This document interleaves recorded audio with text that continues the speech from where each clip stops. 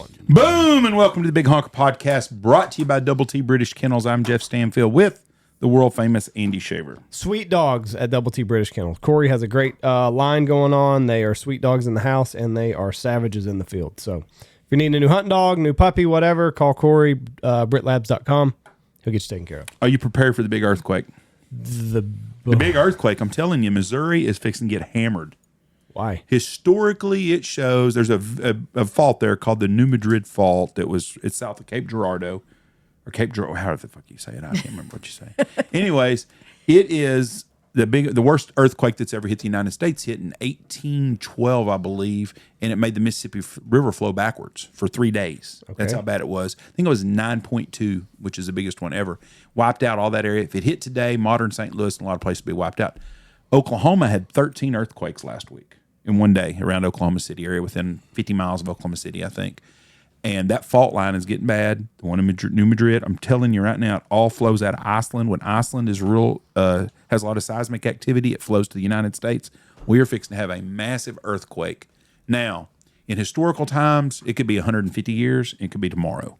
But I'm telling you right now, the Missouri area needs to get prepared. It's going to happen. People are going to think I'm crazy. I don't give a shit. They do all the time anyways. But I think he's crazy. No, there we go. This is with us today from Wichita Falls, Texas, an old friend of mine, a lady that does wonderful things for the community, Miss Dawn Thompson. How are you doing, ma'am? I'm doing well. Thank you so much for having me. I'm excited. I've known you a long time. I've known you from when you were riding around Kemp Street in your little 280ZX is what it was? I had a 280ZX and a red convertible Mustang. Yep, back in the day. Back in the day. Was it like Jeff said? Jeff says it was like Dazed and Confused, Hollywood Nights. Like he said, it was just the time to be alive in Wichita It was Falls. the time to be alive. You know what, kids? I tell my kids, you will never know what we knew in the 80s. They're so jealous. They're like, your music was the best.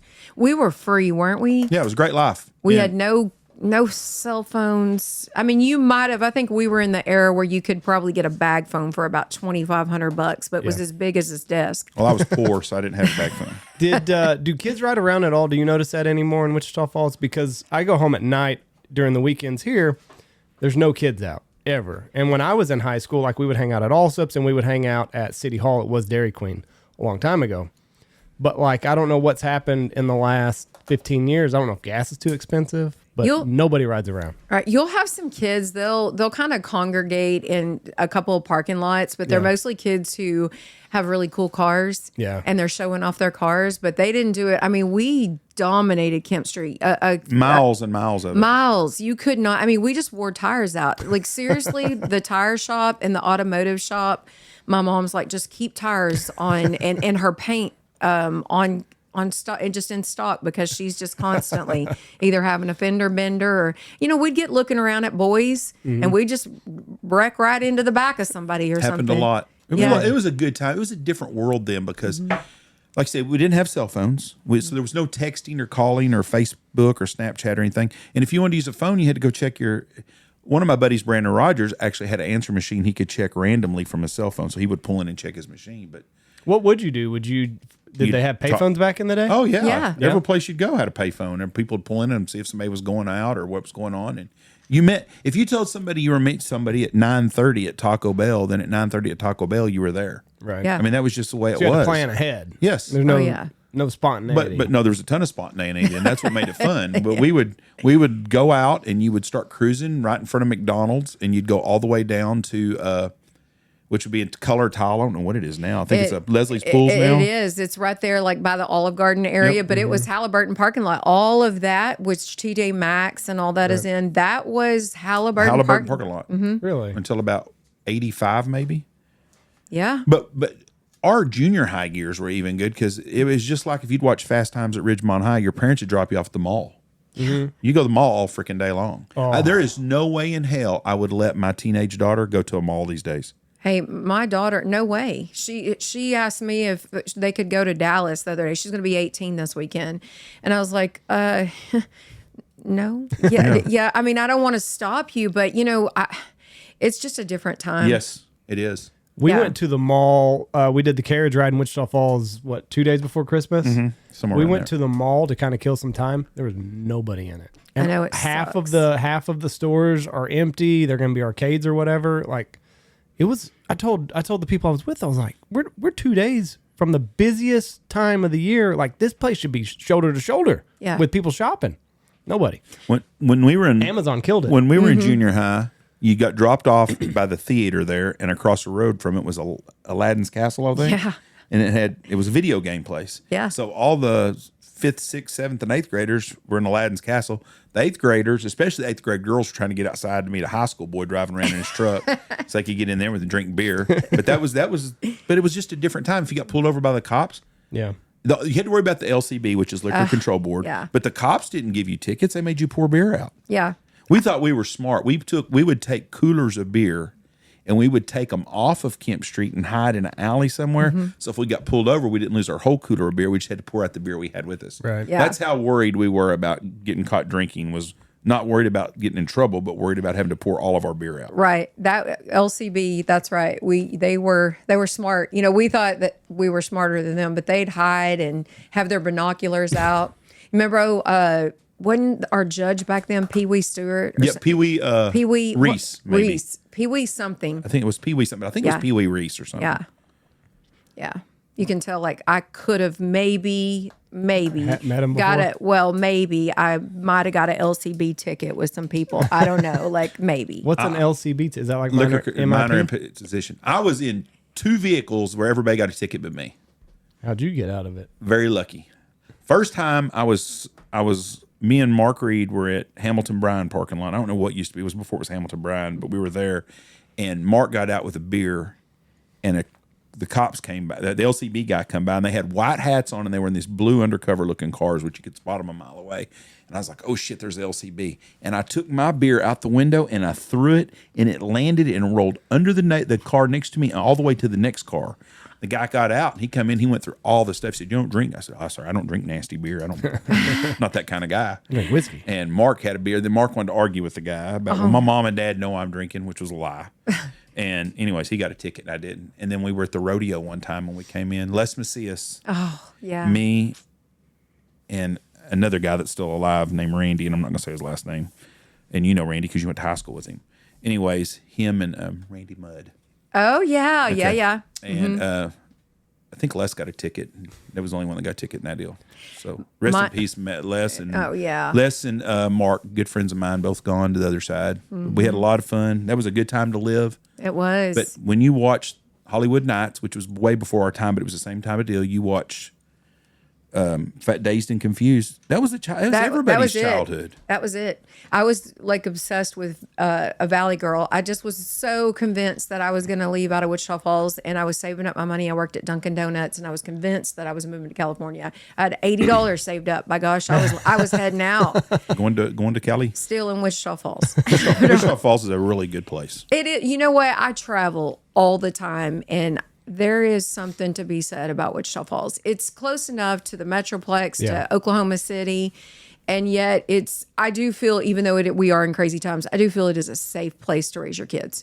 Do you remember, though, when you wanted to go to California, you thought to yourself, there's nothing to do here. Nothing to do here. Let me tell you something about nothing to do here. You moved to Knox City. Now, I love Knox City, and this is my home now. And I'm gonna be, when I die, my ashes are gonna be somewhere around Knox City. I used to say be buried, but I'm gonna be burned up. But it's gonna be around Knox City. I love Knox City, and I love Wichita Falls. But the first time I spent the night in Knox City, me and Tony stayed at the lodge. The first night we were working on the old lodge, we drove back to town to get something to eat on a Sunday night about 7:30 or 8 o'clock in the summertime, and there wasn't a frickin' soul in town. I mean, it looked like they rolled the streets up. I'm like, where the hell did everybody go? And the grocery store was closed. It was closed on Sunday afternoons. There was nothing open.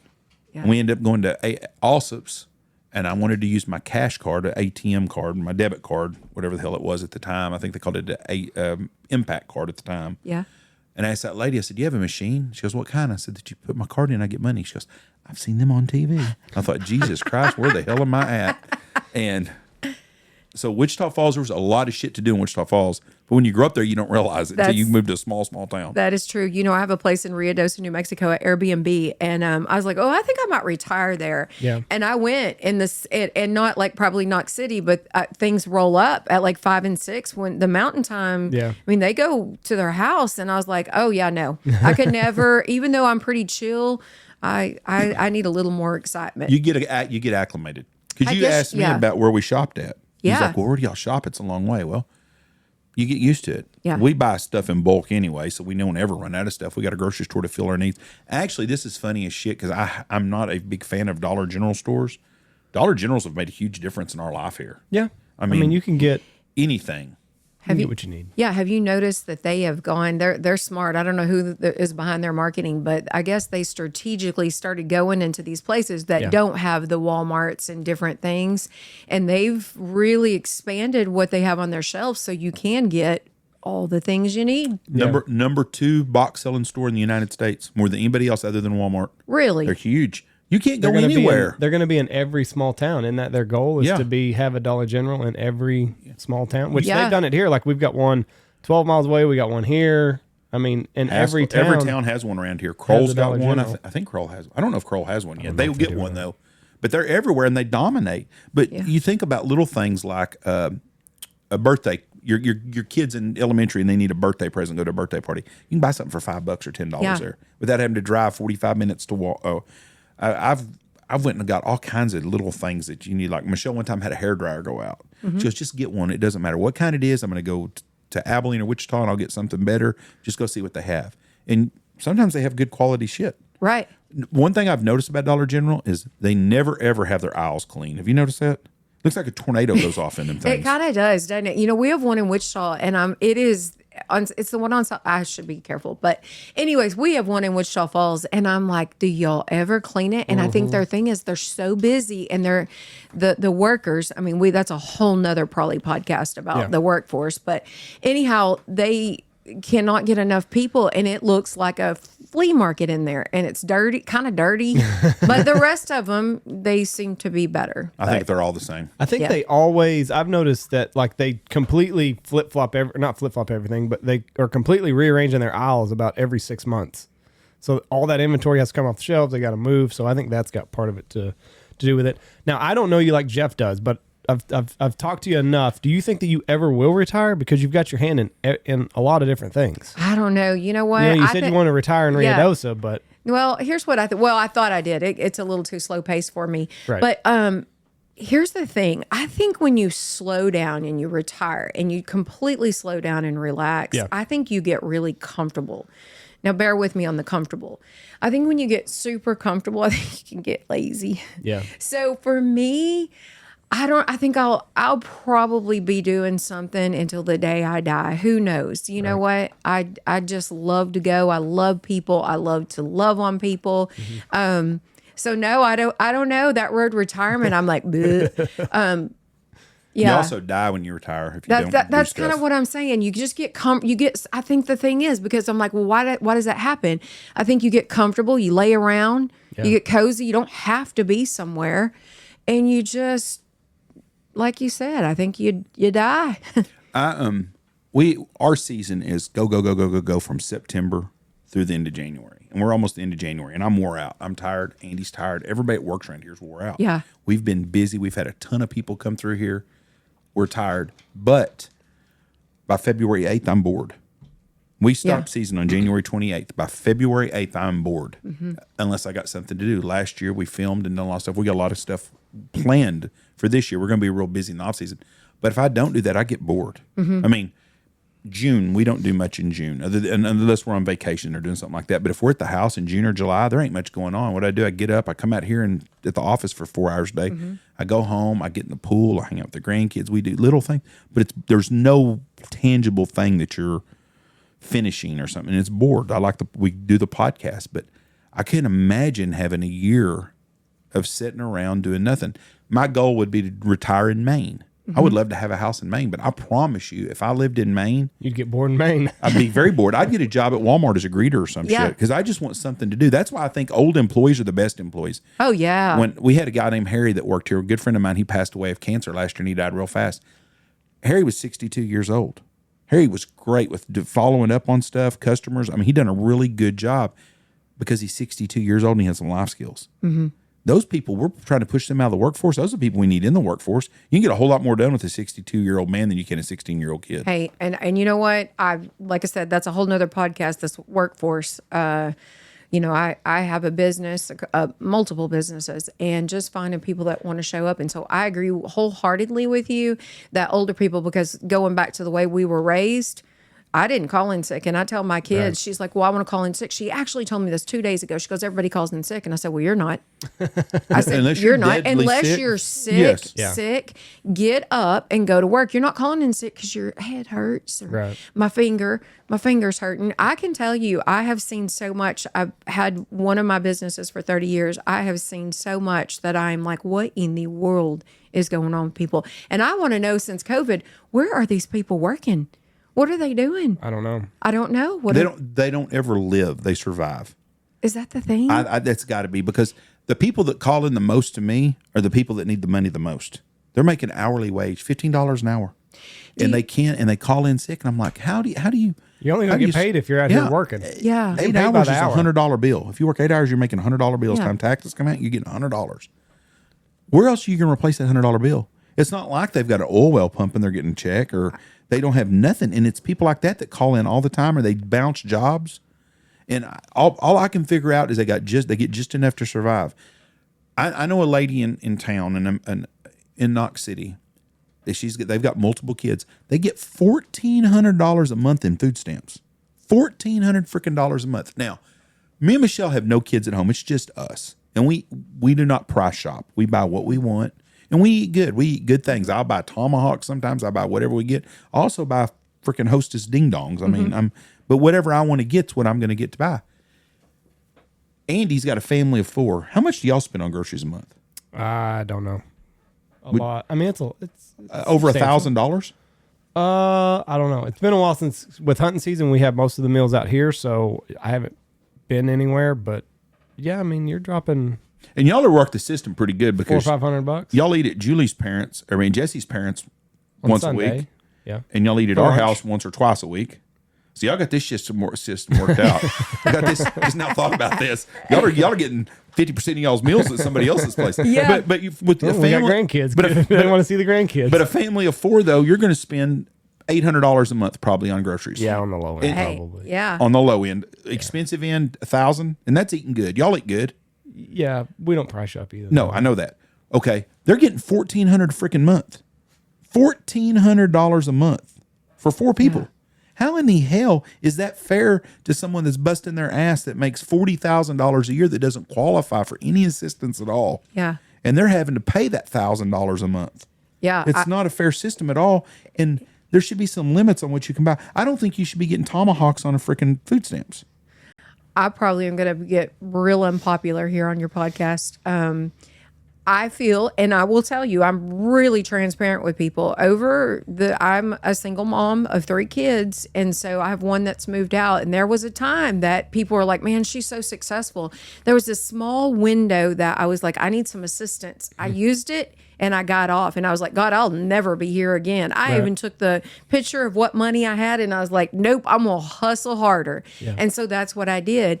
And I think, like I said, I'm probably going to become unpopular, is sometimes people need more of a check system from the government to say, what are you driving? What are you doing? What are we moving towards being better? Right. Are we just getting a handout? And I think sometimes just a handout all the time, you get accustomed to that and you're not changing up what you're doing. And with my nonprofit, a lot of times I go in and I'm like, hey, listen, because I have the You're Enough movement too. And I'm like, you're enough to get up. So we're not just continuously handing you hygiene and clothes and furniture. Is get up and give yourself a hand up. Like you don't always want to be getting government assistance. Let's do something different. No, because I got thumb on you. Yeah. And so I was going to say, that's probably why I'm unpopular, because I've seen in my years of nonprofit, some people, not all, I've seen just a small handful, they drive nicer things than I do. And they and I'm not judging. I don't mean to be judging on it. No, we're judgmental on here. It's okay. But knowing some of the things, I'm like, dang, I think you're working it. You're working the system. And so, I've seen people, this is a perfect example. If you need assistance and you need to get food for your kids and stuff, but man, when I see you in front of me and it looks like it's a Saturday night and you're about to go to the park and barbecue up and you've got tomahawks, you are loaded down with meat that looks like you're about to feed 50 people, and then you pull out your swipe. That's that I question that. Because you're a taxpayer. Yeah. And it's a bullshit deal. People on government assistance shouldn't live better than people that aren't on government assistance. Yeah. So when you said that, it kind of triggered, and I was like, oh, shush, don't say that right here. Be quiet. But because I think that there's a place. If you need the assistance, get after it. I don't think it was built to be a lifestyle. No, and that's what happens. And we got away from, when I was a kid, I grew up poor, and I've talked about that many times. I didn't have shit. I grew up in a trailer park in Wichita Falls. I didn't have no money at all. My parents, I didn't ask for money because I knew they didn't have any extra money. Yeah. I never was hungry. I never was cold. We always had soap and water, and I always had clean clothes. So I had a lot. I didn't really have crap, but I thought I was, because I grew up with other poor kids, and I had as much or more than they did. But back then, luckily, I don't remember that we ever had a food stamp or anything. We may have. I don't remember any of that. But if we did, we didn't ever go to extreme because it wasn't set up that way. Back then, they had government cheese. Do you remember the government cheese? They used to get these logs, and it was great for making macaroni and cheese and stuff, because one of my poorer friends, they always got government cheese. And so his mom made macaroni and cheese. It was really good. But you got cheese, you got rice, you got the staples of life. Yeah. You weren't able to go buy tomahawks then.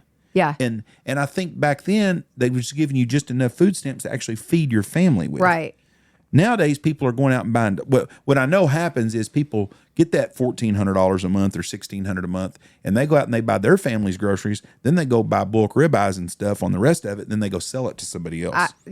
That was kind of one of those things. So I was like, I probably just need to be quiet. I've seen too much, and but I don't. That's the part that I'm like, I really changed up on my nonprofit to go, listen, let me give you a message to go.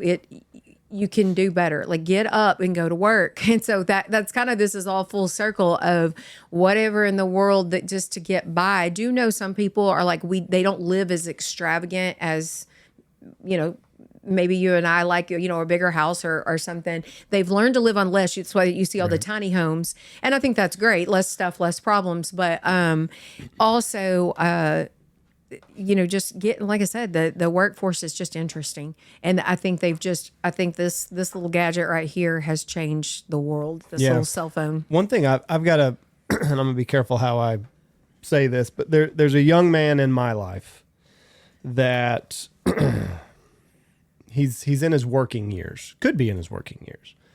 And I don't know what he's holding out for. It's almost like, he's new to the workforce and he's looking for a job that pays $25 an hour. You know what I mean? It's like, that's not how this works. Like, you're not just going to roll out into the workforce and find the job that is high paying and, the job of your dreams.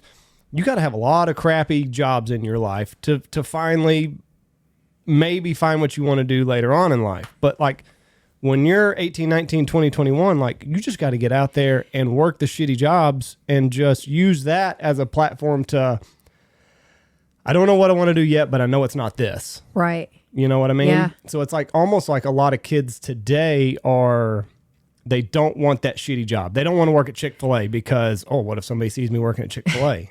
Yeah. It's $15 an hour. Yeah.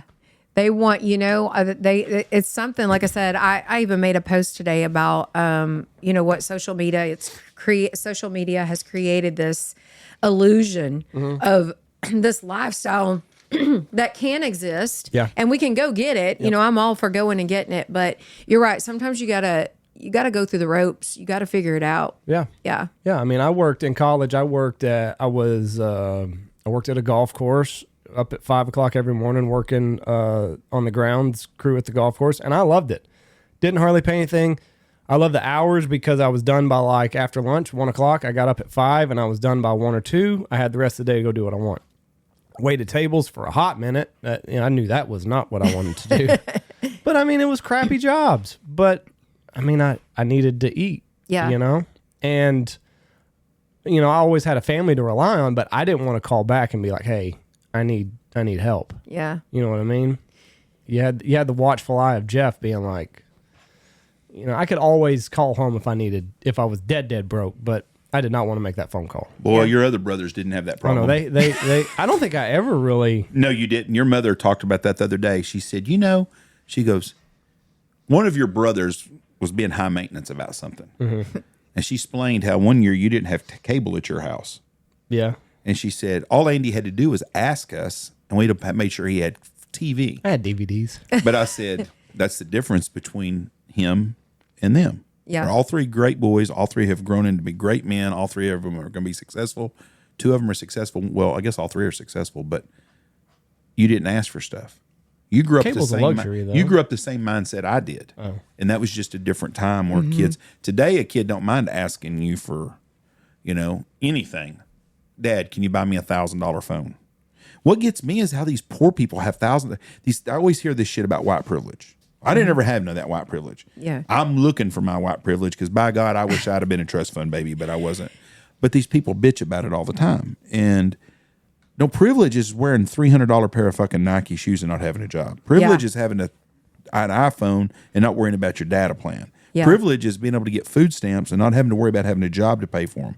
That's privilege. Right. That single mom or that couple that's poor, that's busting their ass, that just barely make ends meet, those people don't have privilege. Yeah. You have privilege. If you sit on your ass and you live in a government housing or if you get government food and shit, that's a privilege because you're not in the reality of the real world. Yeah. Your shit's all given to you. And that really, really bothers me where we've come in society, how we've gotten there. I have no idea where we've gotten off on this tangent. I don't because either, but that's not even really what I wanted to have you on here was talk about the underprivileged. What I want to talk about is the school box deal. What do you call that again? It's called Operation. When I got ready to do this, do you want me to tell you how I started? Yes. Okay. So I have a spa and salon, Spa Bella in Wichita Falls, Texas. And I was just given to everybody. And my friends are like, you are going to donate yourself out of business. Like, you have to stop this. Who do you want to help? And I said, I love helping kids. And so it just morphed into, we end up doing free haircuts for kids that were in the CPS or foster care, any foster care system that had been abused or neglected. We did a free haircut for them the Friday before school started. And I hired, you guys all know probably what a life coach is, but back in the day, 20 something years ago, they were just hitting the market. Mm-hmm. And I saw one, it was, if you've ever heard of Chicken Soup for the Soul, Jack Canfield, I was like, I want to hire that life coach. And so I took and I invested in myself. And one of the coaches, they told me, they said, I think it's great what you do for foster children, but what do you do for homeless children? I said, we don't have that in Wichita Falls. I was like 20 something. Yeah. And they said, well, do your homework. We'll talk to you next Monday. And I was like, well, I guess I'll go to the Faith Mission. What else am I going to do? And I walked in and I was so surprised. There was a single mom of 3 and they let me see her room because she was out trying to get a job and the kids were at school and everything she owned was in a box. And I left there like a little tit bag crying. And I was like, I got to do something.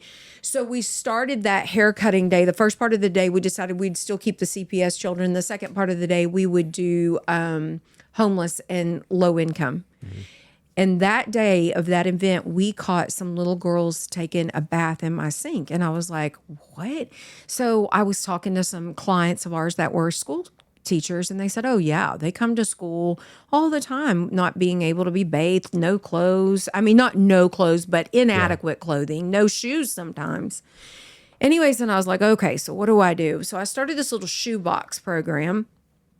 And it was called, we named it Adopt-A-Box. Adopt-A-Box. And yes, the name. and so we just morphed, my accountant said, I'll do a nonprofit for you. So we morphed a couple of different names because we had the Operation Small Kids, which was the haircutting day, and Adopt-A-Box. We kind of morphed that into one 501c3. and it blew up. We've done as many as 200 kids in one day. Wow. And it's crazy the things that I've seen, because we've been doing it for over 20 years now. And we come to a part, I was actually, you'll appreciate this, I was in a hunting stand, and somebody was in my stand that had left a Wellington, Texas paper in there, and it had an article over a thing they did called Deer Fest. And it was where they raised money. And I was like, that's interesting. Well, when my accountant said I could no longer afford to keep this program going, I was like, I'm going to put a fundraiser on. She said, okay, that's fine. Just let me know. And I was like, oh yeah, I remember that fundraiser, Deer Fest. I was like, nobody's tapped into that market. I love to think business strategies. And I was like, people have done golf tournaments, and we had done some of that type stuff. But I was like, I don't want to do a fashion show, even though I'm a girly and I own the salon and spa kind of stuff. I was like, I want to do something more that somebody has expenditure money, and hunters do. You know, people of the outdoors. It's a luxury. It's a luxury. So I went to the Impact Center, and the guy thought I was crazy. And I finally just looked at him and said, hey, you going to rent me this space or not? I mean, like, will you? And I was actually with, we were talking about Reed, you were talking about Mark, Eric. Eric was my KLUR sales rep. And I said, hey, you want to do something with me? And he's like what? And I said, here's what I got. So he kind of rolled in there with me on everything. And I went to Joe Tom White. Remember good old Joe Tom White? I said, can I rent half of the Impact with you? Because you have my idea clientele of what we're looking for. And we did so wonderful that first time that I went back to the schools because I had money in my pocket. I said, what do you need? And they said, clothes. And she brought, I'll never forget this, she brought 2 little kids out. They were probably about 8 years old. They were twins. And they were dressed in, no kidding, Andy, your size clothes. And they were filthy. And the mom was living in a motel. She had another child that was an infant. She was working at a sandwich shop. And I said, by the end of the day, I will have backpacks with clothing in it. And that started the whole process. We grew with Deer Fest. I mean, it was big. You had booths there. We one year had Duck Dynasty there in their prime. People ask me all the time. We had what was the place? What's the car show that's so popular? That was, do you remember that? World of Wheels. World of Wheels. The director out of California called me right after that show and said, we have heard rumor. They said, how are you doing it? We want to pick your brain. Like we heard people were standing out to the street. You get Uncle Si there. Yeah. And I said, you want the real truth? You're probably not going to like it. And he said, yeah. And I said, it's God. You know, I'm not going to make this like a religious thing here, but I mean, totally, we were doing God's work and the doors just opened. But with that said, we grew to 21 North Texas counties with our box program. That's a lot of schools. It's a lot of blessings. It's a lot of, And that's really, I mean, you know, it's morphed on into other stuff. It's morphed on into furniture. People saw me super successful. They're like, man, she is just like killing it. But what they didn't know is I was struggling. I was struggling with my worth, if you can believe that. It didn't matter how many plaques I had on the wall. I just didn't feel I was good enough. You're trying to get more. Nothing wrong with that. Yeah. And I hit rock bottom. You know, I had gotten a divorce, hit rock bottom. And I was like, well, there's only one place from here because I suck right now. And I really changed my whole life around. Even though I was doing great, I was like, there's room for more. Started looking at Tony Robbins stuff. I started crewing with Tony Robbins, and I've crewed with him for about 12 years. So I end up asking myself, why'd you hit rock bottom? I was like, well, because you didn't know you were enough. And I end up trademarking the word you're enough.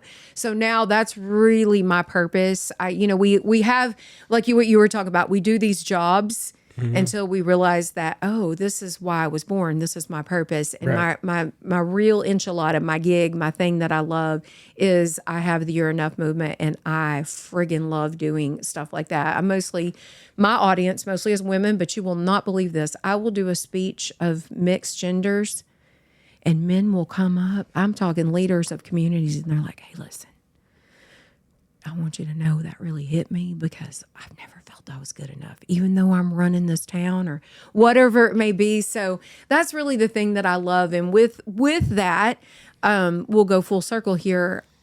I quit so many North Texas towns, And I really focused on my backyard so we could do more, we could go deeper, and we could start pouring into people so they could get off government assistance and they could do stuff that they were good enough.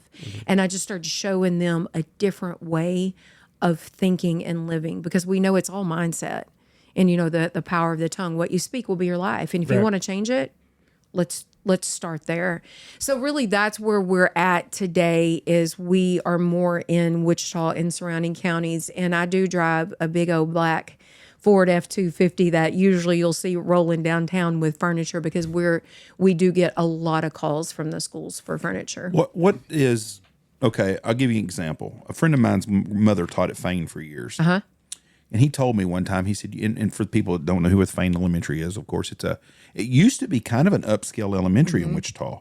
Now they've built a lot of Section 8 apartments, and it's not an upscale elementary. And I'm sure you've got some kids that are going there. But he told me, he said, Jeff, when we were in school at elementary, everybody was the same economic background there. I went to Bonham Elementary, which was a poor elementary. Yeah. Belinda Bunch gets on to me because I called it a white trash school, because it was a white trash school, because that's what we were. We were poor white trash kids. But a lot of handouts there. But a lot of very successful kids have come out of Bonham Elementary. Lots. J.W. Oliver is one of them. And there's a lot of them. We've had a couple of them on here. But it was poor kids. We were all poor. We didn't know we were poor because we were all poor. Fain, on the example, was ones we used to beat in sports all the time. But they were kids, upper middle class kids. Well, his mom, when we were there, that's all it was. Well, now she's got moms that are prostitutes with kids in school, druggies, kids that watch their mom get beat up and stuff, and no mom, no dad at house sometimes. And it's terrible because they've blended in these Section 8 deals. And those kids today go through stuff so much worse than we did when we were kids. A bad situation, there might have been one kid that you went to school with whose dad was a raging alcoholic that beat on the mom.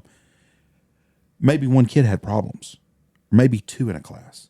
Now half the class is full of kids that's got all kinds of problems at home. At a lot of schools. It is. I was going to say, it's not just Fain. I mean, my child goes to a school like that. It changed up a lot. And that goes back to what we're saying is not, that's what I want to help people do, is you don't have to be on government assistance forever. It's not a lifestyle.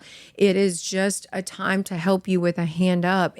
Because with that, sometimes we know poverty, there can be a lot. And I just want to be careful how I say that, because I don't want somebody to come back and say, well, you said, but I just, I agree with you. There's a lot. And something people don't realize. And I was doing a speech at a kid event, and it was for children who were from really bad homes and they had nowhere else to go. I won't say what place this was, but it's a place that they created where these kids could not maybe fall into gangs and stuff. And there were some police officers there. And I said, well, I'm just, gosh, I'm glad my kids, aren't seeing so much gang. And they said, what school? And I told them, and they said, they're in your school. And what people don't realize, they are coming over here across the border, and they are going to elementary school, and they've already sometimes have shot somebody to be initiated in the gangs, and they're bringing in this fentanyl and all the things, the drugs, and they're looking like candy. And I'm not trying to scare anybody. I just think you have to educate yourself and go, okay, I know this is there. So it's been interesting. The things I have seen in 20 something years, as I'm getting older, I don't haul the furniture by myself like I used to, because I can't run as fast. But I mean, me and my assistants, we've been in some situations, guys, that some apartment complexes that we've had to do welfare checks and go, if we're not out of here in 20 minutes, you must come get us. You must come looking for us. That we've been in some rough places, and these kids, man, they've seen more at the age of 10 than you and I probably saw at the age of 20 or 30, because it's just such a different time.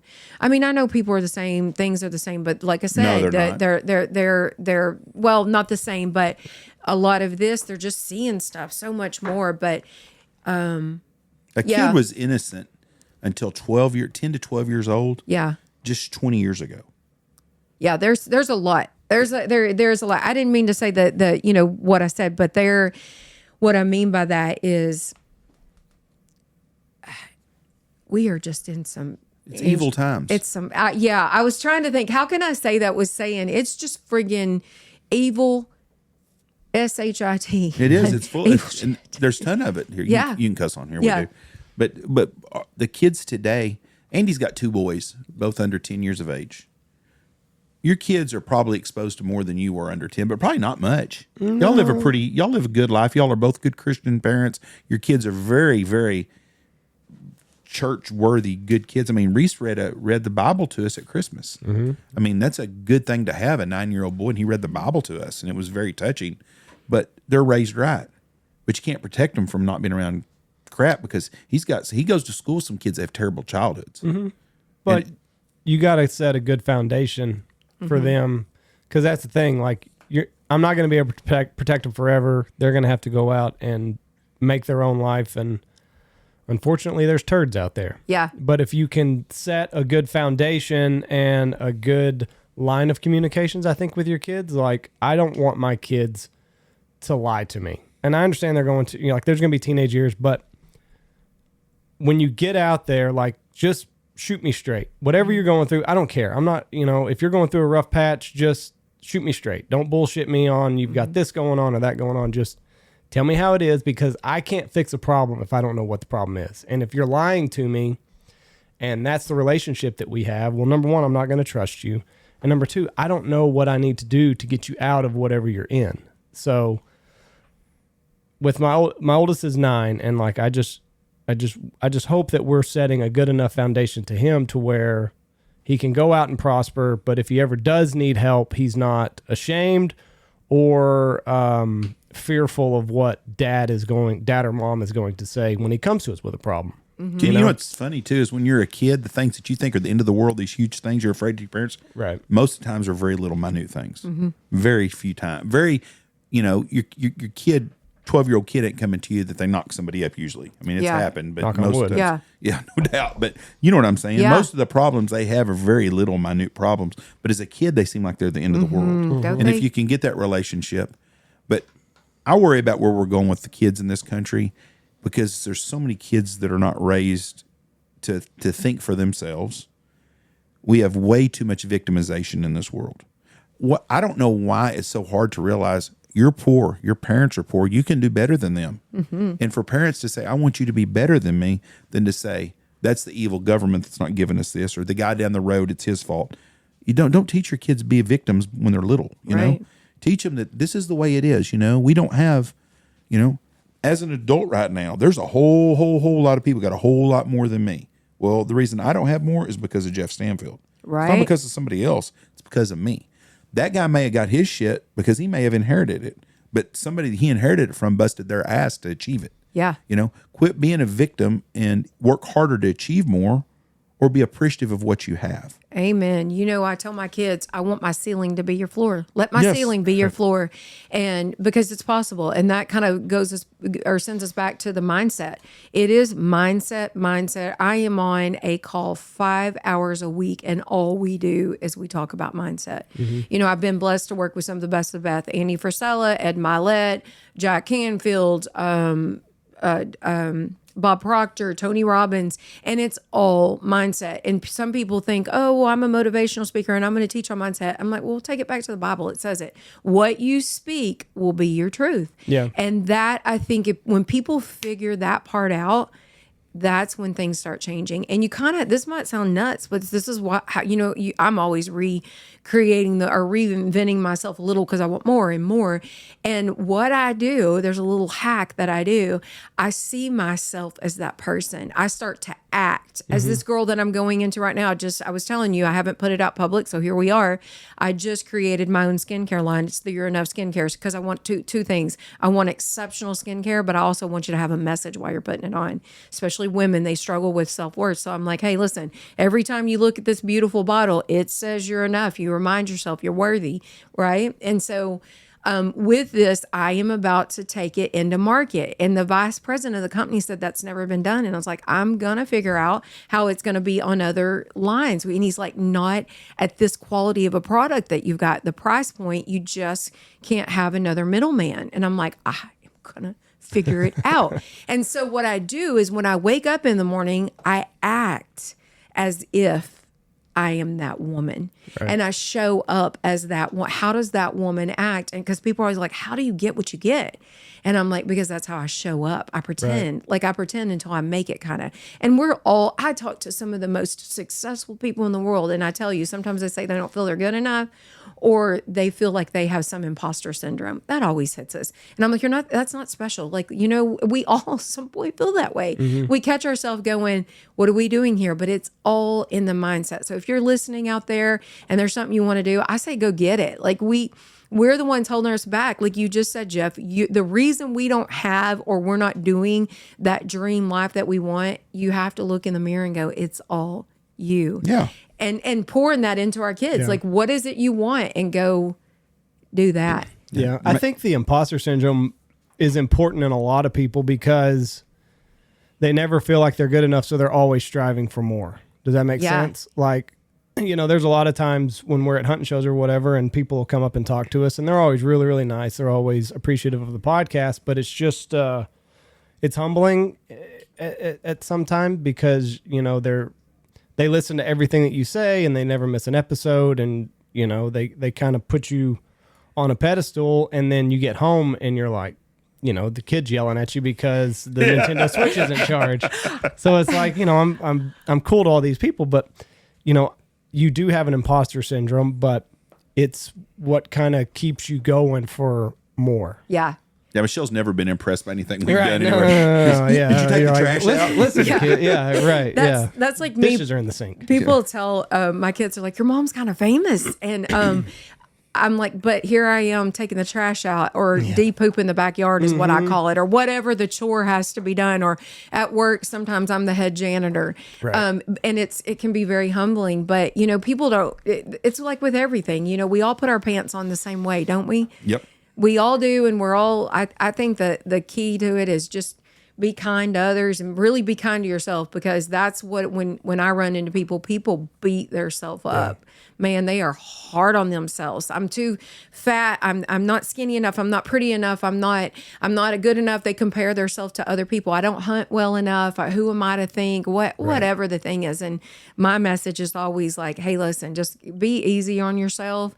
You're never going to outrun yourself. You're always going to be with yourself. Yeah. So you might as well learn to really like yourself. I heard somebody that's a really good deal. Don't ever say anything to yourself that you wouldn't say to somebody else.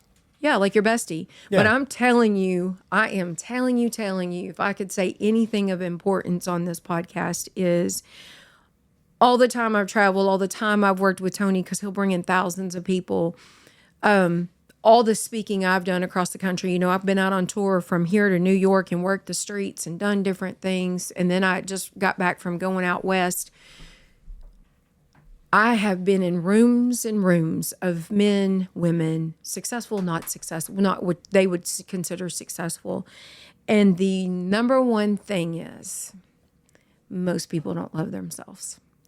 And I am telling you, like, I've probably had two people that I've had raise their hand when we've been really comfortable. We've sat in a room together who really in here loves theirself, and they just automatically raise their hand. So I've had two people, and I don't think they listened to the question because that to me is the issue. And that's really where I'm headed out with the rest of my life, is to go, like I said a while ago, we ain't never outrunning ourselves. And I'm not trying to turn this into a girly podcast today, but I mean, true, it affects us all. We have a lot of women that listen to us. Yeah. Well, I think you'd be shocked at the amount of men that have that voice in their head too. I mean, because they don't, if they were to admit that to anybody, or if they were to talk about that with their friends or whatever, they would be, so they don't have an outlet. Whereas like if a woman can talk to another woman about, hey, this is what I'm going through. Guys have always just kind of been taught, keep it to yourself, keep pushing. It is what it is. You're a man up. And so they never voice anything that they're going through. So well, here's the thing with you men. Oh, yeah, there we're is a complicated. lot on your shoulders. Sure. Think about it. You are having to be like, in my opinion, like you're considered to be the breadwinner. You got to be the man, like the and it just, there's so much on your shoulders. And so I think sometimes because you can't outlet, because they'd be like, oh, you big sissy. Yeah. It sometimes must be really hard, huh? Yeah, but we need more of the alpha males, and we don't have that We anymore. yeah, like that's not what I'm saying is like be a sissy, but y'all got a lot that y'all deal with. But This is my thoughts on this. Yes, men need to have an outlet where they Yeah. can speak to somebody. There's nothing wrong with. I'm a very emotional. I'm Italian, so I cry all the time. I mean, I You get do? I bawl about shit all the time. Really? Watch TV. Somebody says something about God, and they thank God, and I'll cry about that. I cry a lot of times about a lot of stuff, a lot of things. Such I can't listen to that song Jamie Johnson's In Color without bawling my. If I'm by Yeah. myself, I'm telling you right now, I'm crying. I'm driving down the street, and I got tears rolling down my eyes because it reminds me of my family that's not here no more. Yeah. And nothing, and I'm fixing to get upset now. But that's part of. But we also need men to be men. We need men to be head of their household. We need men that need to that'll do right. We need men that'll stand up for people that aren't doing right. We need men that'll stand up for a woman that's being mistreated. The kind of stuff just kills me that men don't do that. But the problem is, and I've talked about this a lot, it's fatherlessness in the household. Yes. If Yep. no kid is going to know how to be a man if there's not a man showing them how to be a man. So what do? They turn to gang members because that's all they have in their community. You want to know the biggest problem in America? It's the fact that we have subsidized single mothers into having more kids because that's how they're going to get paid more. And that's the easiest way. I'll have 4 or 5 kids. Government will pay for them. You cannot teach a boy how to be a man without having a strong male presence in their I agree. life. Yeah, I agree. with you I 100%. agree 100% on that. Because that's how they learn. They learn how Yeah. to do fishing or hunting or all the things. Or stand up to a bully. Or stand up. Yeah. A bully, watching a woman get abused at a store and not doing it but pull your fucking phone out, that wears me out. Stand up and say something. Yeah. I'm telling you right now, I'm going to get my ass whooped one day because I'm going to say something to some guy a lot bigger than me that's going to beat my ass. But I'd rather him beat me than beat a woman. Yeah. Because if I ever run into something like that, now I'm also the guy that can't wait to run into one of these Karens you see on video. One of these crazy bitches that's going crazy. I want to be that guy. I look forward to that so much on an airplane or something. One of them women. I mean, like, shut the hell up and set your ass down.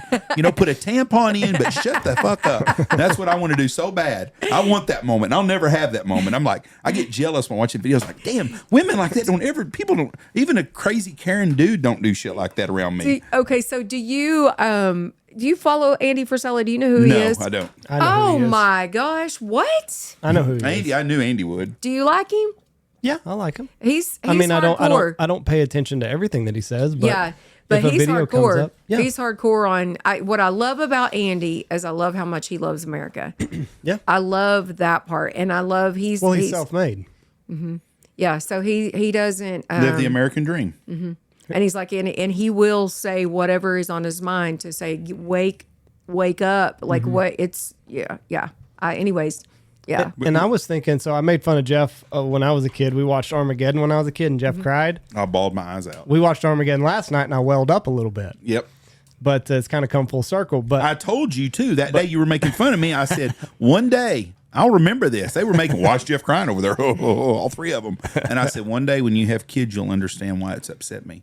He is going to sacrifice his life so his daughter can have a happy life. But I was thinking back to the movies that were made when I was a kid. It was all like big alpha males and they just figured it out. And like there's a line in Armageddon where he's like, I want permission to shake the hand of the daughter of the bravest man that I've ever met.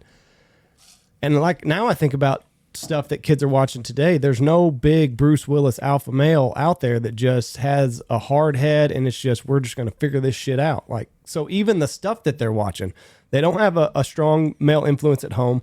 And even the content that they're consuming, it's just there's no alphas anymore in movies, in any TV show. God, I hadn't thought about that, but I think I you're hadn't right. either until I was watching it last night. Because I Yeah. was watching it with my kid.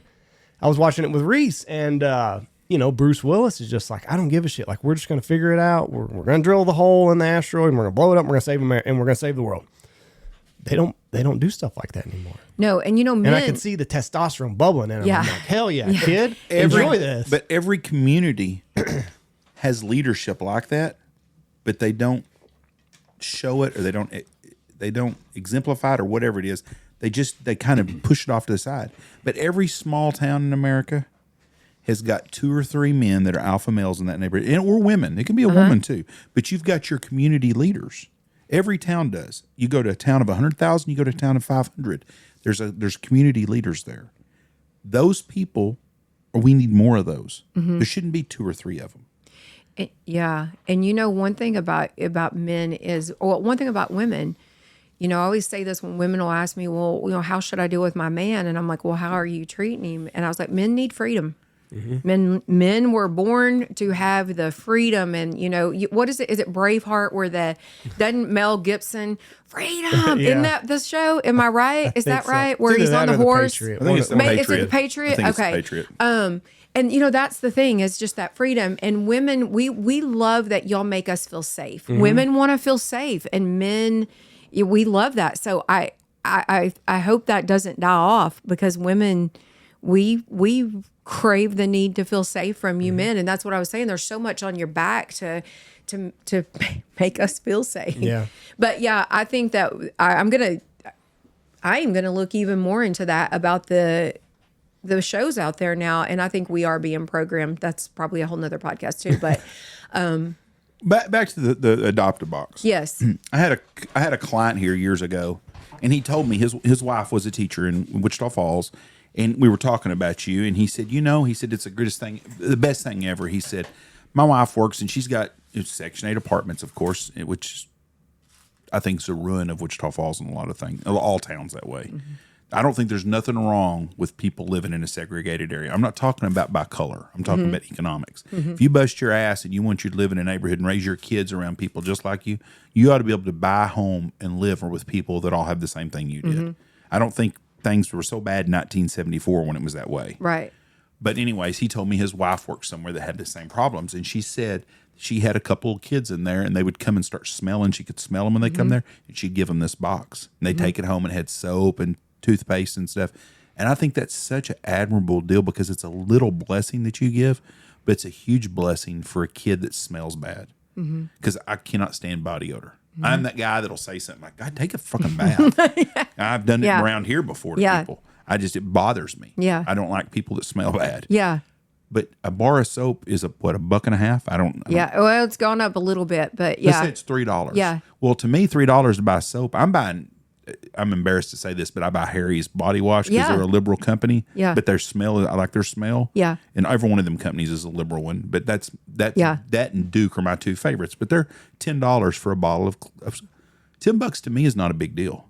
But for someone that don't have no money, $10 and buy a bar of soap is expensive. Hey, we have moms that have to, and I keep saying predominantly moms, because that's predominantly what I have. Single moms is and they're like, I need to figure out if I need to buy food or I've got to buy that soap. And so if we can help out, that's a huge blessing. That's what I'm saying. It's a little blessing, but it's so huge, because if you stink, everybody notices that. Right. But those things you did were such a huge blessings for little things. Brushing your teeth, shampoo, soap, deodorant, things that we take for granted. I can go to my house right now in our front hallway, and there's a cabinet I can open, and I'll bet there's 10 toothbrushes that are still in packages. There's toothpaste up there. There's deodorant. There's enough stuff that we bought when Michelle always kept stuff like that. But since COVID hit, we stacked up on stuff because I wasn't going to stink. Yeah. So we bought a lot of stuff not knowing what was going to happen. And instead of using it, she just buys new stuff, but we've got it there. But if the grandkids come over and they need a toothbrush, we've got a toothbrush. If they need toothpaste, we've even got kids' toothpaste in case the grandkids want some different flavor or something.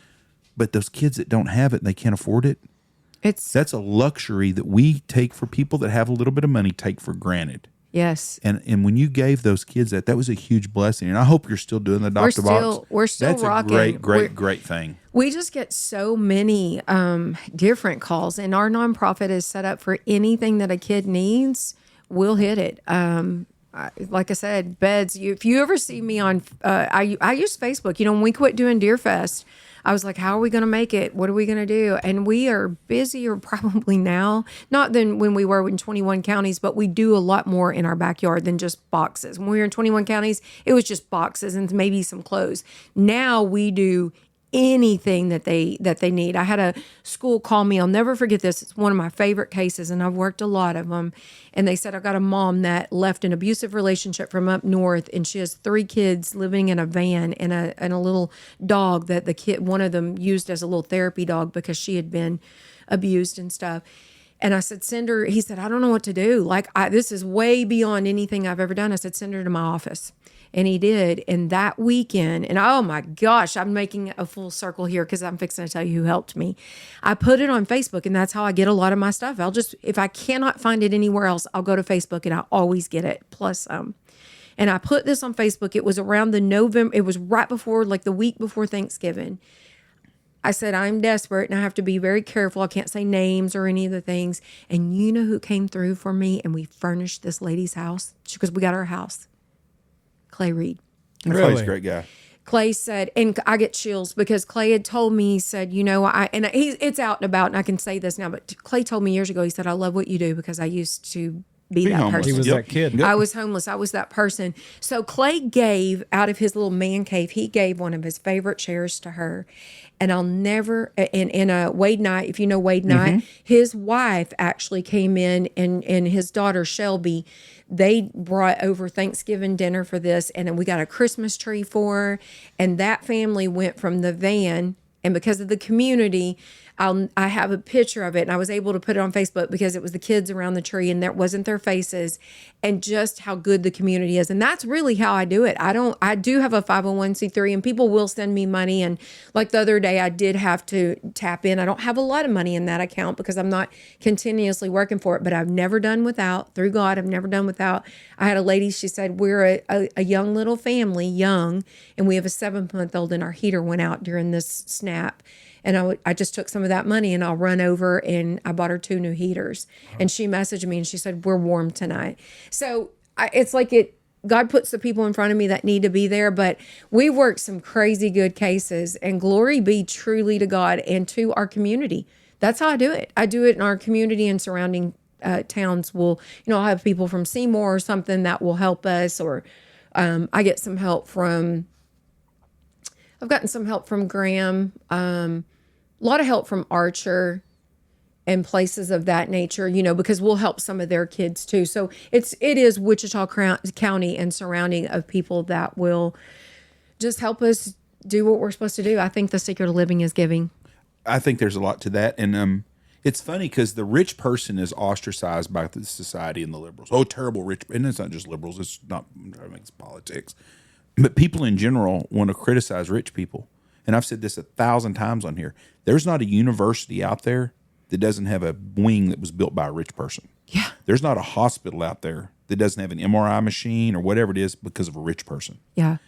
We need rich people. Hey. And the best rich people are people that were poor because they know. I'm not talking about the Vanderbilt family. I'm just using them as an example. Mm-hmm. They've got millions and millions in a trust, and they give a lot of money to charity. Bill Gates, same way. I think he's a no good, sorry bastard, but he does give a lot of money away because he's got a ton of money. Mm-hmm.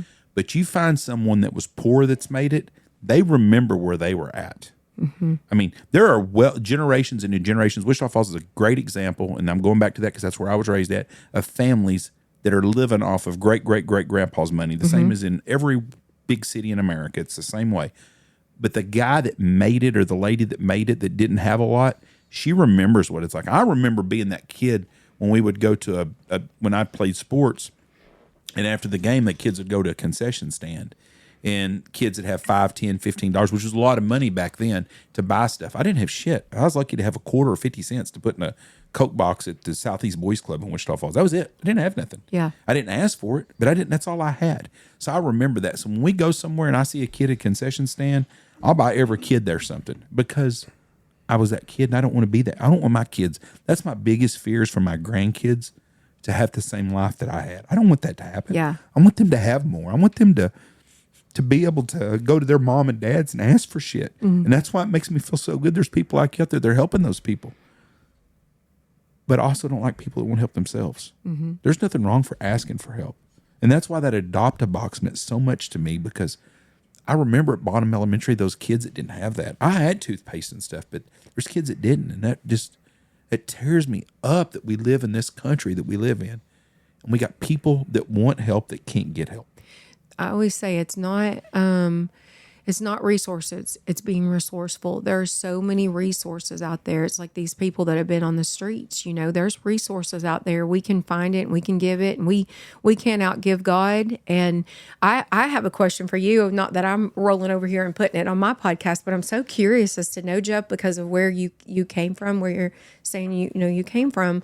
What was your turning point because I feel, in my opinion, I think you've like killed it. You've done so well for yourself. What was that for you?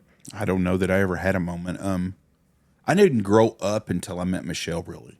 I mean, I grew up. Me and Tony had started a business and things were going in the right direction, but I didn't have a lot of responsibilities other than me.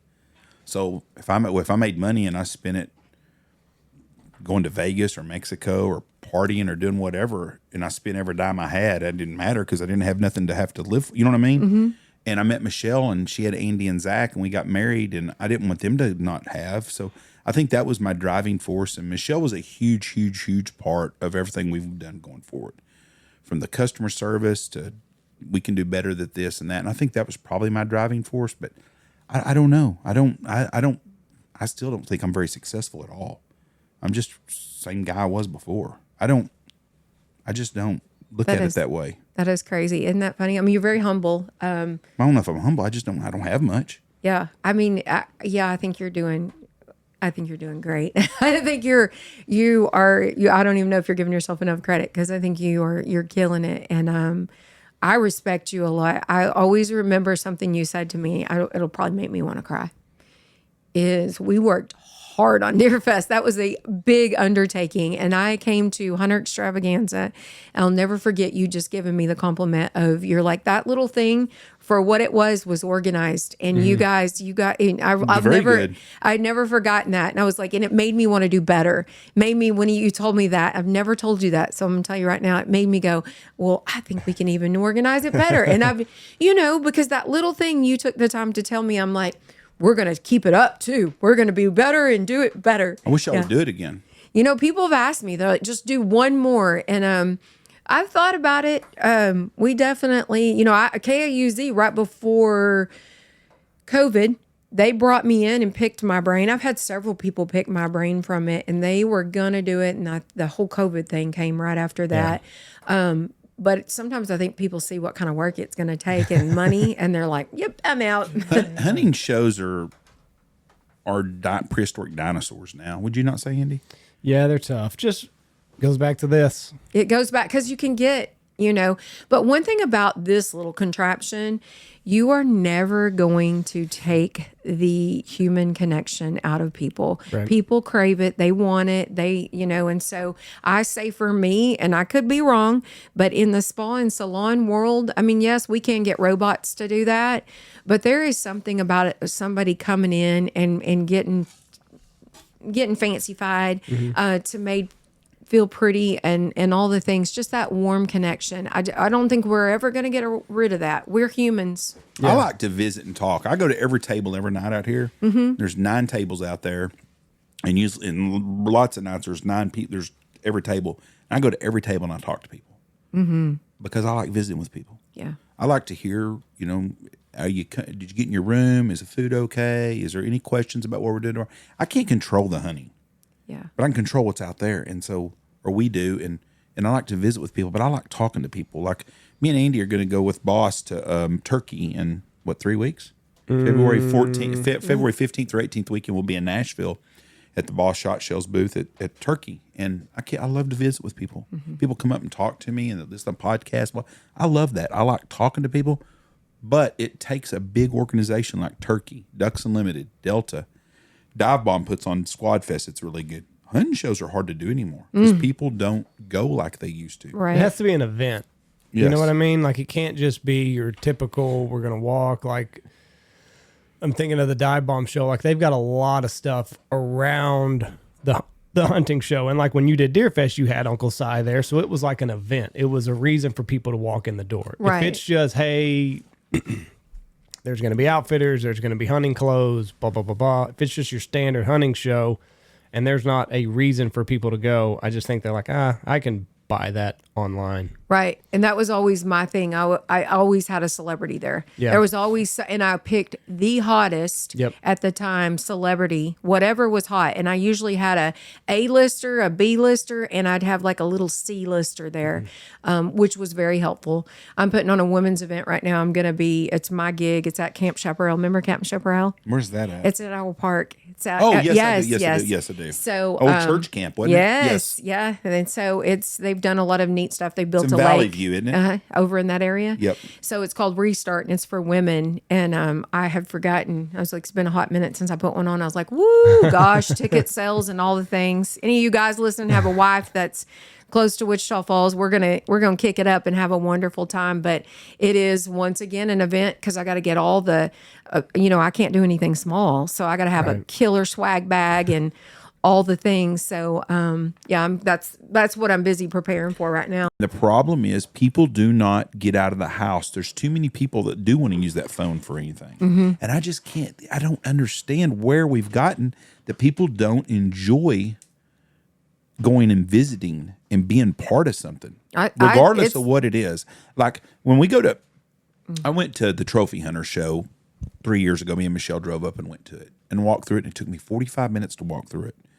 I used to go there and spend, I was working there, but we hadn't had a booth, 4 years now, 5 years? We won't go back to another one again. We don't have to. But I liked going to hunting shows because I like visiting with people. That's my whole reason to go. So me and her drove one day. We stayed at the Omni. We walked across. We walked through it. It took me 45 minutes to get through the whole thing. It's just not the same. People I haven't been People either. don't go. People do not attend no more because when you walk down the aisles, it's not like-minded stuff. Like I want to walk down and see a guy selling elk hunts, polar bear hunts, whatever it is, waterfowl stuff, and visit with them and all hunting related. And that's what it used to be. You go now and it's like going to a flea market. You got a guy selling glass cleaner over here. You got a guy selling beef jerky. You got someone selling burnt nuts. And that's the whole thing is. So when people go back, they're like, I don't want to go to that crap. Yeah, because they came for that specific thing. We were always really careful when we did Deer Fest. We would only let like 4 women boutiques in that whole thing. We had 100 and something booths. That's all that could come in. Yeah. Because we didn't want men walking in going, gosh, it was full of jewelry and stuff. I'm like, we're not doing that. So, and it gets difficult because to sell the real estate, that's real estate is what you're selling. You got to make that rent. So it was tough. The guy that ran that, he used to do shows for like Ozzy Osbourne and stuff. He wasn't from here and he's moved on. You remember when I told you he wouldn't rent me the space? He ended up telling me it's one of our favorite events, but he said, man, you're smart. He said, I don't know who's leading you because you're getting out in 7 years, just the right amount of time because attendance will start dropping. Right. I didn't give him the full story why I was quitting, but anyways, I think they just outlive themselves sometimes. People get bored of it. They want something new. And then also I think it's the thing where people can just do this. Yeah. Hunting shows are down because when I first got in the hunting business, which had been in the 90s, if you wanted to sell stuff, you had to go to a trade show. I would sell 50% of my gear out in August.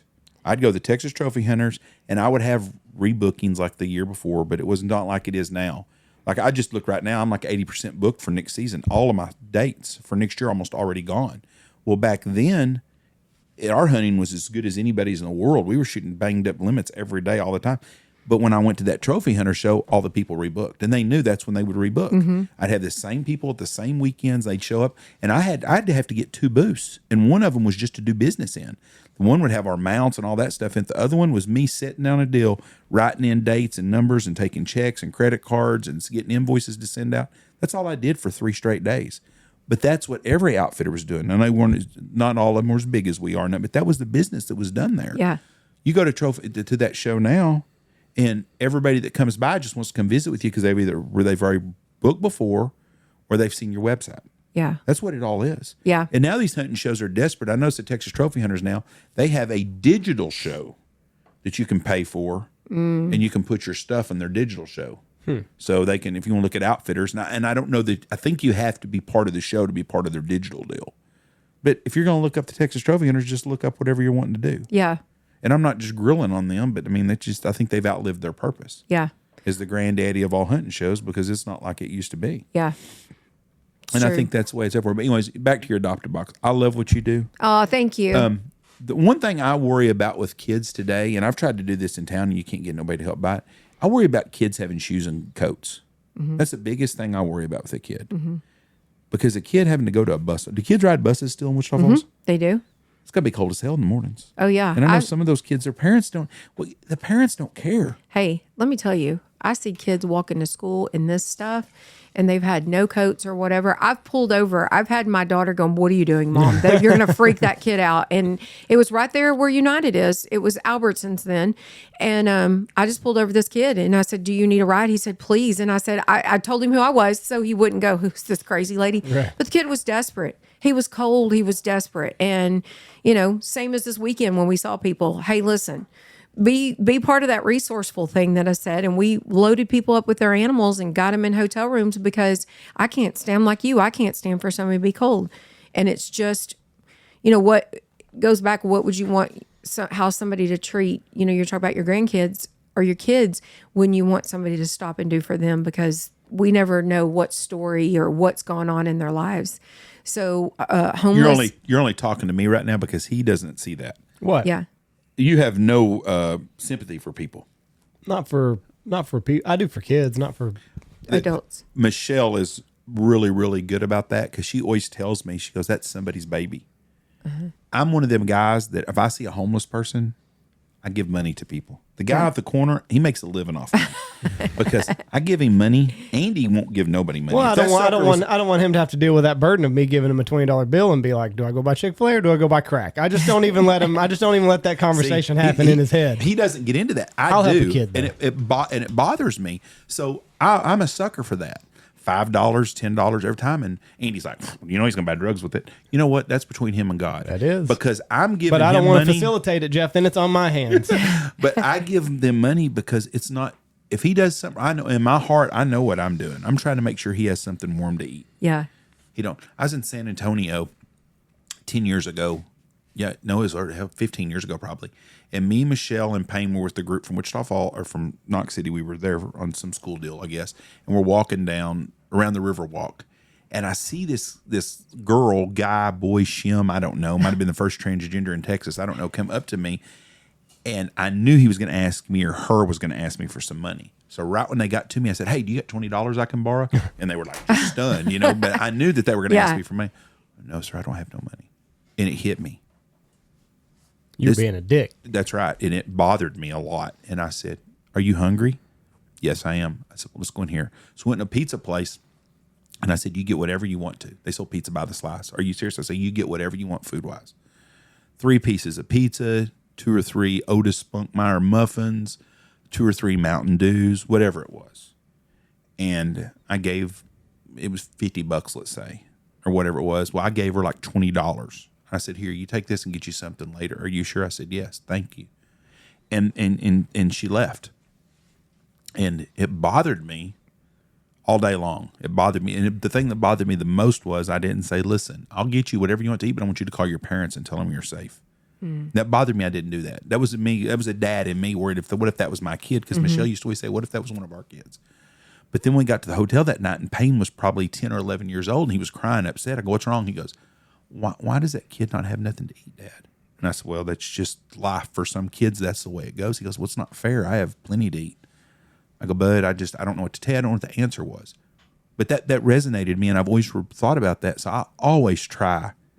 I'm not going to judge them people. And $5, I'm going to piss off $5 anyways.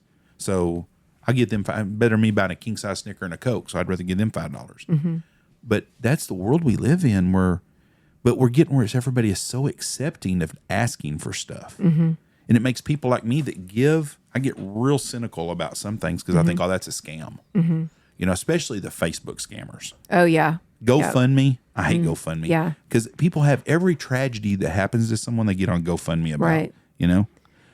Someone has a heart attack in their family. "Oh, we need to raise money for them." Yeah. Well, what happened to being self-accountable on some things? You remember back in the day where, and I know we're getting close to time, but I'll just say this. I think back in the day when we were talking in our wonder years, we'll call it, neighbors took care of neighbors. You knew who your neighbors were. And you took care of, that you in the church, and that there wasn't a whole lot of government stuff going on. We weren't relying on them. That the government didn't own us as much, if you will. But that's how you did it back in the day, is you just saw the need and you took care of it. If Sally Sue and Jenny didn't have shoes, the Joneses probably would have helped them out. And that's how it worked back in the day. That's not the case anymore. I still think there's wonderful people out there doing wonderful things. And I do think there's a lot of scam. I've in 20 something years of a nonprofit, I've seen it. But a lot of mine have already gone through the school system, and these teachers are in there every day and they know what they need. So I think that's why people feel comfortable when I ask for something. They're like, we know she's already worked with I'm working with some program out there. But I will get every once in a while somebody on Facebook saying they know, hey, I know you help. And I just have to give to this and go, if I help them, that's between you and God. If you just fluff it off or do drugs like what you were saying, because I'm sure it's happened in the past, and I just go about it. I do what I'm supposed to do and I go about it and leave it alone. But I can't stand it when a kid needs it. What was that? How many bikes did that lady need in Oklahoma City that we did the podcast with? She got bikes for kids. A really neat lady. Was it like 5,000 bikes? It was a bunch of bikes. It's like 5,000 bikes they needed in Oklahoma City for kids that needed bikes for Christmas. Wow. 5,000 freaking bikes. And I'm trying to think how many 5,000 deadbeat parents out there aren't doing something for their kids. Work an extra shift, get a job. I just can't, that just floor me. And I know out of them 5,000 cases that there's probably 3,000 legitimate things it needs. But I can't believe there's people that will go to the casino and go and stop by beer and cigarettes. They'll have their family go without. That is exactly why, to finish it up here, that I feel it is so necessary when I'm working with these families to give them a solution, to pour into them. Because like I said, it all boils back. And I'm just going to say these words again. It's not just because of what I speak on. It all boils back to their worth and what they feel they're worthy and capable of, what they can go do. And it's that mindset thing to go get up off the couch and have some different habits, some different thoughts about yourself, so we can rectify this situation.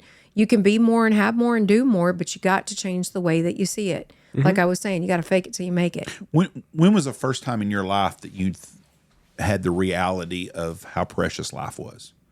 That you noticed them? Because I was probably 8 years old, and it was Christmas Day. It was either Christmas Eve. I think it was Christmas Day. I grew up in Bonnie Homes, and my dad was a fireman, and he came home and he told my mom that a boy down the road got killed in a car wreck that night.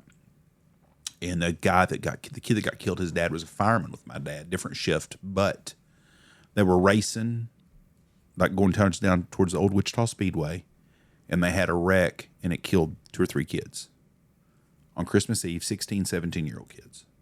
And I'll never, ever forget that. And I didn't even understand life or death. I was probably 8 years old, but we walked by, I think it was Christmas morning, because we were riding our new bikes and shit. And we drove by the house, and there was a bunch of people at the house. And I was thinking, man, them poor people, because there was a lot of people at different houses. Christmas morning, but those people lost their kid that night. And I'll never forget that. And I thought to myself, wow, you're 8 years old, and I remember that to this day. So it had definitely resonated in me about what a thin line it is between life and death. And so many people that have so much take for granted that they're going to be here forever and things are always going to be good. And there's a lot of people that are in the toilet that have had it all, that lost it all. And life is so precious. And when someone like you comes in and helps people, it makes a lot, because there's no telling how long your life's going to be here. You asked that. My first response was like, oh my gosh, I'm embarrassed to say just now. I'm really like in this, when I hit in the 50s, I was like, I really started getting it. And I think to answer your question really quick was really when I become a mom, and I was like, whoa, because there was somebody else now. But I really recently started I'm on this side of the fence. Yes, we are. So when I wake up in the morning, the very first thing I do when I take a breath, and I've heard old people say this before, I go, thank you, God. Like I'm another day. And we hear that a lot, but I'm like, I'm here another day. And what I switch myself to, I get to do it. I used to be like, oh my God. And I'm like, no, you get another day to try to make a difference on this earth, because you're right. There's going to be a day.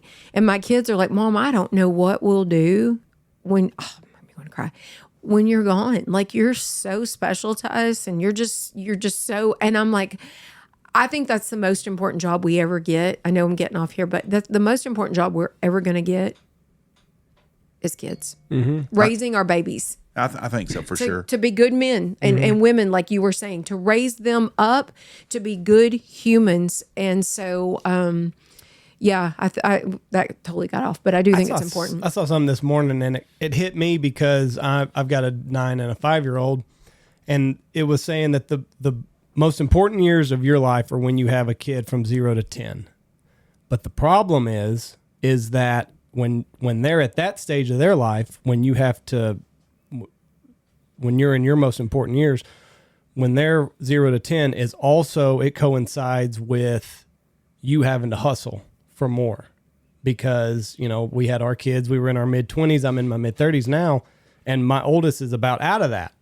But you're the most important person to that kid's life from 0 to 10. But the problem is that that's also when you're in your prime as a business person and as a brand or whatever, to where you have to hustle. So you got to make a decision. How are you going to manage everything? Right.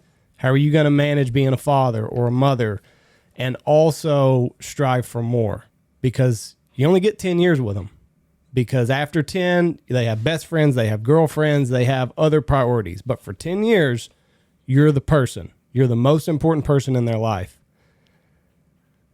How do you spend it? And for me, since starting the podcast, we've had to travel a lot more and we've had more obligations, and it's been great. And there's also been other benefits to my hard work, but it has come at a cost where I'm not as present as I was during Reese's first, I don't even remember, first 5 years. I was never gone. I had hunting season that took time away, but from February to the next hunting season, I was always home. We had other jobs, but like now it's we're ratcheting up and we're on this upward swing of things, and it's come at a cost, but you always justify it. Well, I'm making a better life for my kids and all this other stuff. But a lot of times kids don't want that. They just want you. Have you seen the meme that says, no matter how old you are, there's someone your age that's been gone for a long time? Have you wasted that time you're still on this earth that you've gotten to live past them? Like Mark Reed, one of my best friends, passed away a long time. It's been 15 years ago since Mark died, probably. Has it been? Yeah, probably pretty close. I'm trying to think. Payne was about 12, 10 to 15 years, somewhere in that realm. But anyways, one of my best friends died a long time ago. Well, all the time that since he's been gone, what have I accomplished in my life since he's been gone? Because there's people like him that have died. There's, Bill Mercer, a good friend of mine, died when we were 18 years old. Bill had the whole world at his hand. Got killed in a car wreck from a drunk driver. What would Bill have accomplished in the last 33 years that I haven't accomplished? And if you look at it that way, you think, wow, I haven't done much. Those are wasted times. Well, Don, you're not wasting your time. You're getting a lot done. And that speaks volumes of you, because from where you've come to where you're going and who you're helping stands out, because those people rely on you. Those people that Clay and you helped, that lady's whole life would have been completely different if you wouldn't have stepped in. So you're making something out of what you're doing in your life. Because I promise you, 35 years ago when you're riding around on Kemp Street, you didn't think nothing about helping a homeless lady. No. And there were so many, when you were saying that, thank you for bringing that to my attention, because sometimes I'm so busy, I don't sit in the gratitude long enough of the things we've been able to do. So thank you for that, because I still talk to some of those moms, from years ago, and I'm now helping. It's going to date my age, but I'm starting on my third generation of sometimes, and it's that cycle, it's that loop they get into. But going back to what you were saying, I've done career and done most of it, a lot of it alone. And I was like, oh gosh, I didn't give enough to my kids, but I always remembered quantity. I sat down with my little one the other day, she's 9, and I played Barbies with her, and I'll never forget that. And I'm sure she won't. And then to say something, finish up to what you just said, I heard this the other day and it hit. It was, there is going to come a day where me and you and everybody listening, watching, we are going to be gone. Everything we have, our homes, our cars, it's all going to, and we'll be so distant in our bloodline, they'll never remember us. We will not be a memory even to people. That. Yeah. Well, what are you doing now? Did you see that? Yeah, I was 'cause like, it was like everything that you worked hard for your house is gonna be owned by somebody else if it's still standing. Your cars, everything that you've worked for, is just gonna be gone. Big dose of reality. Yeah, Yeah. I mean, you go. I mean, you go far enough out. You go another. I don't know what my ancestors did from 200 years ago, Well, let's not. You don't have to go back that and far. that was that's just in the 1800s. How many times have you been to your great grandfather's cemetery plot? When we buried my great grandmother. Okay, that was it, right? Right. One time. You've never been there since then. Yeah. That doesn't make you a bad person. That's normal. My grandma and grandfather are buried in Buffalo, Kansas. I've been there one time.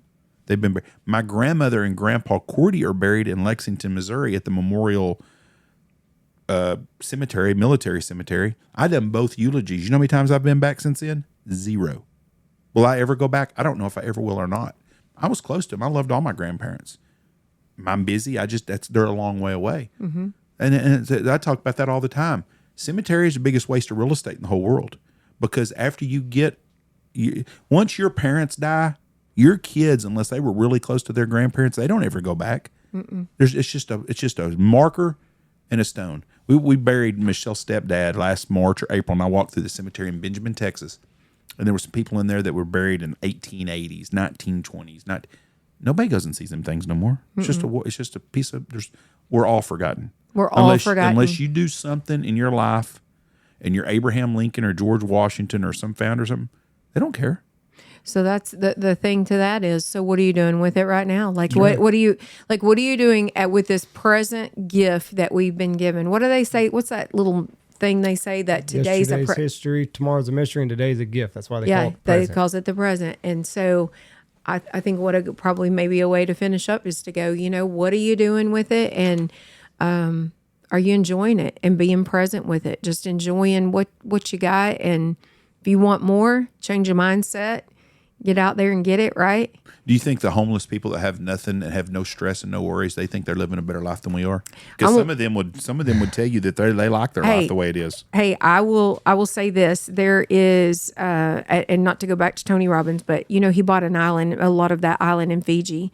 He said they're some of the happiest people. They'll pull up. When he pulled up, they're like, bulla, bulla, bulla, bulla, bulla, and they're just so happy.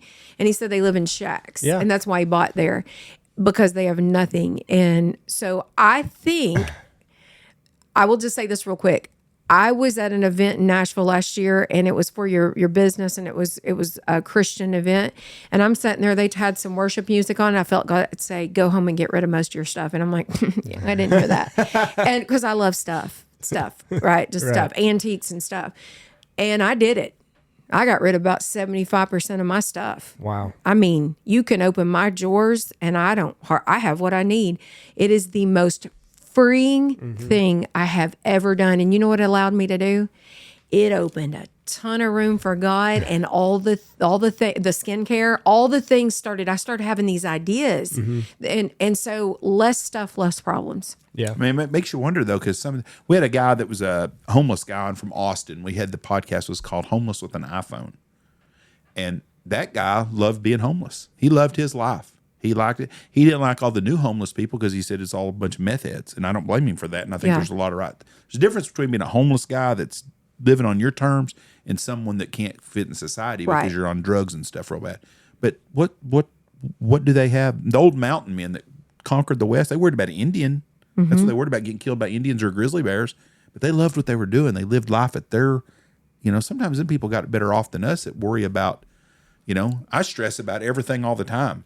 I don't care what time of year it is, if it's hunting season or not hunting season. I'm worried about something, whether it's a podcast deal, hunting, dove hunting, waterfowl hunting, leases, water, rain, weather, something all the time. And I think, man, sometimes I'm jealous of those people that don't have shit.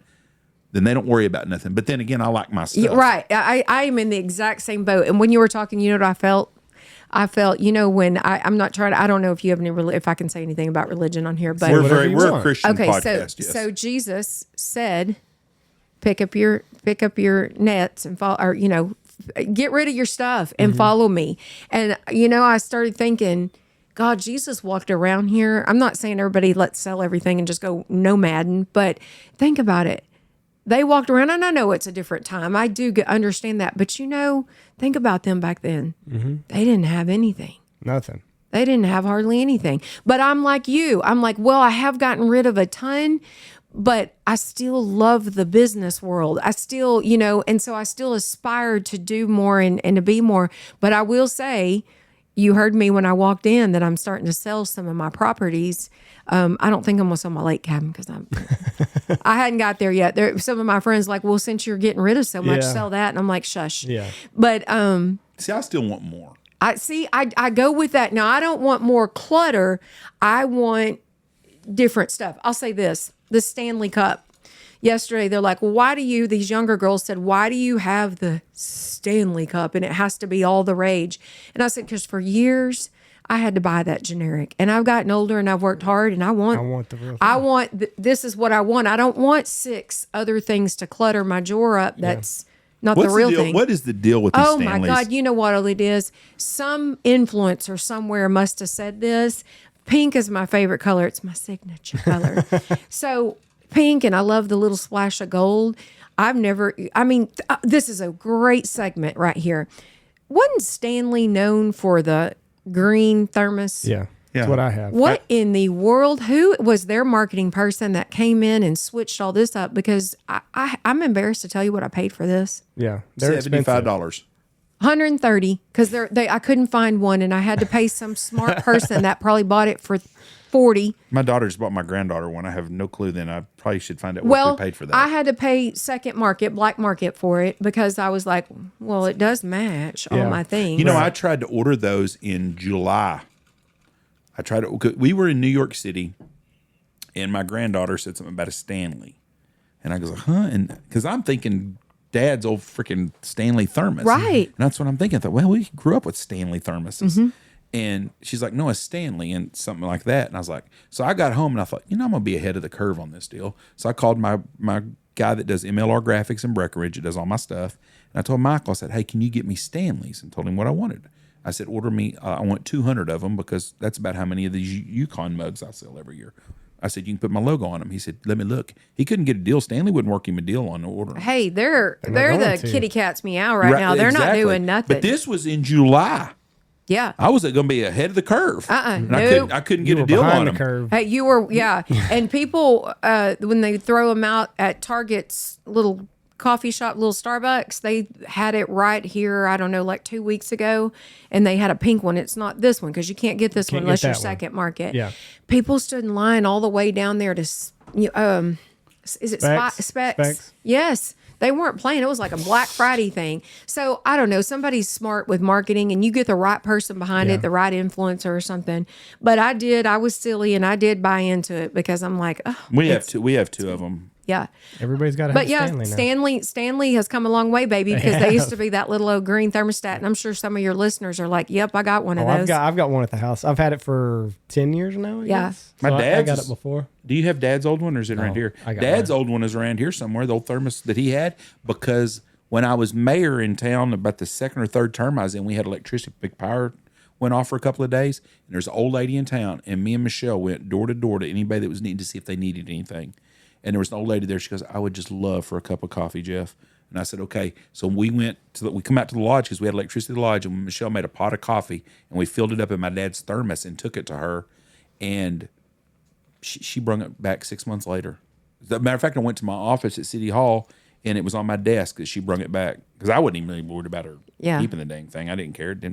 At the time, the thing was worth $5. Maybe their thermos is worth money. Who knows? Maybe they are. Well, it's got rust on it and goose shit on it, probably from Dad's days hunting. I'll tell you, you can almost take anything. You get the right marketing behind it, and it'll sell. People want it bad enough.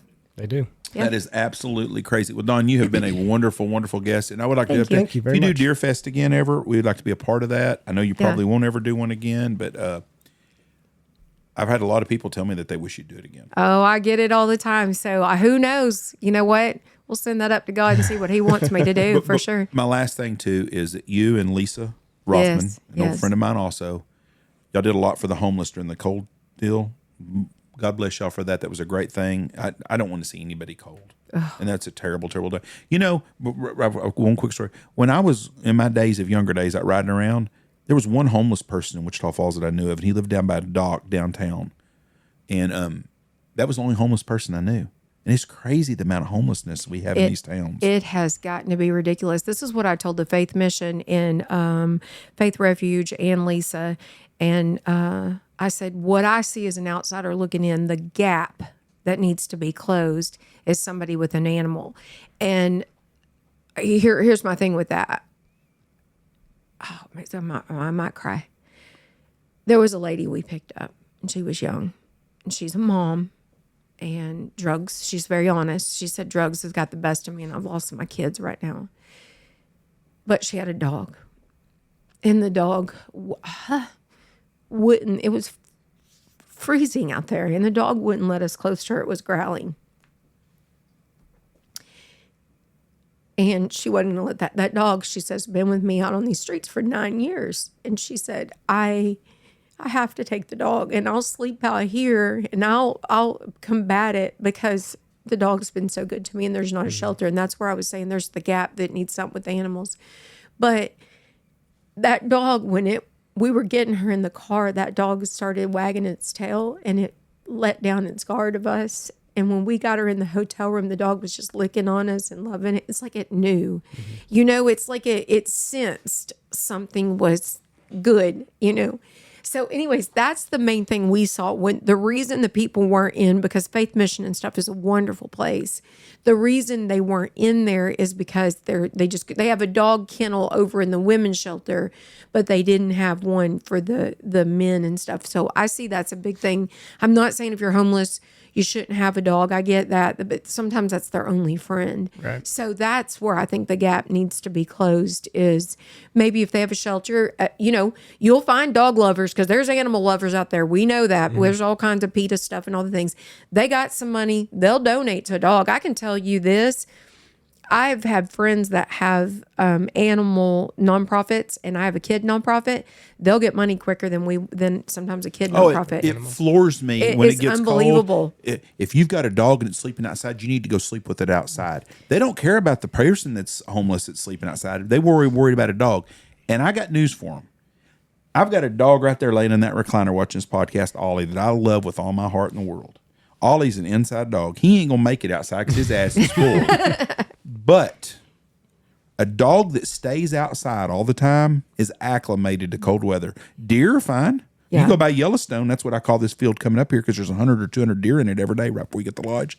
Yellowstone, all them deer are still alive. They survived that cold weather. Them coyotes out there did. These dogs that run, they'll be fine outside. Yeah. A person cannot do it. Person, and that was my thing. I couldn't stand it. So yes, thank you. Lisa has a wonderful ministry. I've never, in my years of nonprofit, I've never seen anybody get as dirty as Lisa. And what I mean by that, she goes out and there'll be 100 homeless men, which I kind of, when I show up, I am noticeable usually in all that pink and that, gosh. So I was more apprehensive to get out because I couldn't find her. And I look over and she's in the middle of like all these men praying for him. And I watched her right there lead somebody to Jesus. And then she had her daughter. If you've ever seen her daughter looks like a little dark-headed Barbie doll, young, just like Lisa in her younger years. Beautiful. And they're just not, they say, we're not afraid. We're just so anointed by the Lord to do this work. I commend Lisa for the work she's doing. I hope she gets out there and she just continues on that path because she is doing some godly work. Yeah, I'm going to get Lisa on here in the next month or two. You need to have her. Yeah. She'd make a good guest. She would. Well, Don, we appreciate you being on here. Thank you. Great message. Been almost 2 hours. Where can people get if they want to give something to help? Where do they need to go to? You can go to you'reenough.com. We have a link on there that you can do. If you are just, I'm a check person, you can send to 4724 Kemp. If anybody listens from Wichita Falls, that's Spa Bella's address. You can address it to Don Thompson and we'll get it. You would make a check out to Operation Spa Kids, or you can do Adopt a Box. It's fine on either one of those. All right. Thank you so much. Thank you. Thank you so much. God bless y'all. Thank y'all for listening. Be safe out there and stay warm. Yes. Love you. Bye.